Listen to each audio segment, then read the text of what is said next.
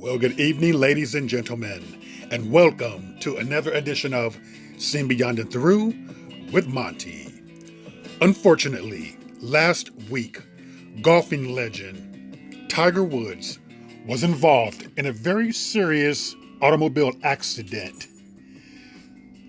The accident was a rollover, and it required that Tiger be extracted from the vehicle. In this particular accident, the injuries were severe. One news report states that he barely avoided amputation, and it's going to be a lengthy recovery, and he had lengthy surgery. So it was extremely, extremely tragic. Right here it says Tiger Woods may never gain mobility back, narrowly avoided amputation.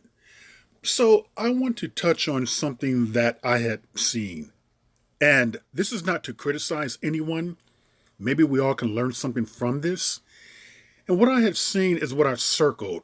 Now, I'm not going to repeat it. I didn't get circled a lot of them, but there are quite a few with this type of a message. And here's what I want to touch on. We have to be very careful with praying for the wrong things and sending the wrong message up. Like I explained a couple of weeks back when Serena Williams lost in the Australian Open semifinals to Naomi Osaka. Many people were devastated. They were heartbroken. And that type of energy was just out there because of her loss. And I spoke to a friend of mine, a good friend of mine, and he's an older gentleman. And he was telling me how depressed he was for a couple of days. And then I did a video regarding about how, that's the wrong type of energy because it wasn't like she lost a family member. She did lose a sister like 20 years ago, but I'm speaking of her recently. Yes, she lost a tennis match. She lost a semifinal, but she has a beautiful daughter. She has a happy marriage. She still has her legs, her mobility. She can win again. So I suggested that let's send her tiger energy. It's not related to Tiger Woods, by the way. That just means aggressive energy, where she can get up and do it again. But we can't send that type of depressive, negative energy.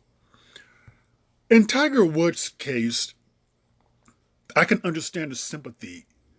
The sympathy is not misplaced like it was with Serena.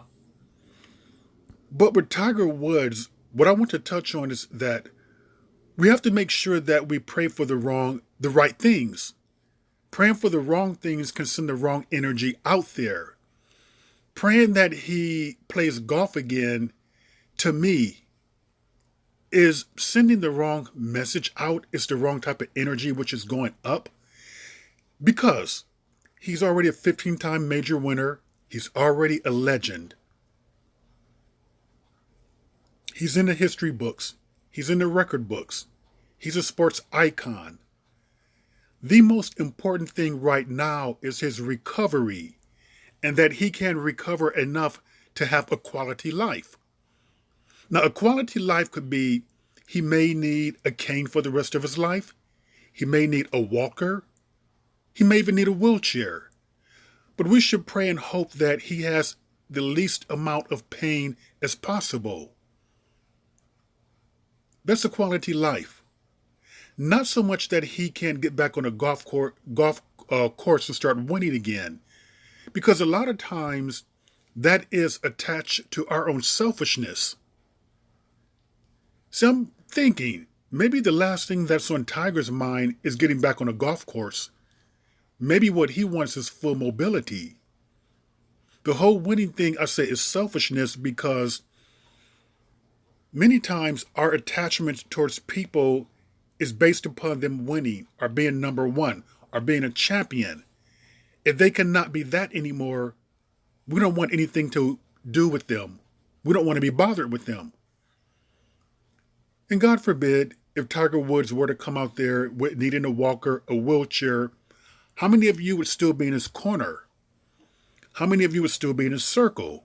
will you still be a fan? So, people, just be careful about what you're praying for. It can be out of alignment. And what we want to do is that we want our prayers to be in alignment. Tiger Woods may never get mobility back, narrowly avoided amputation. Just remember that in the big scoop of things, holding up another trophy, winning another championship should be the last thing that we should be praying about for Mr. Woods.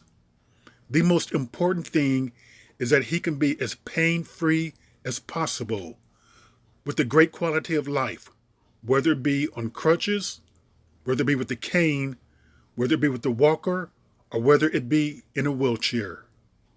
And with that, ladies and gentlemen, that is another edition of Stand Beyond and Through with Monty, and I will see you beyond and through.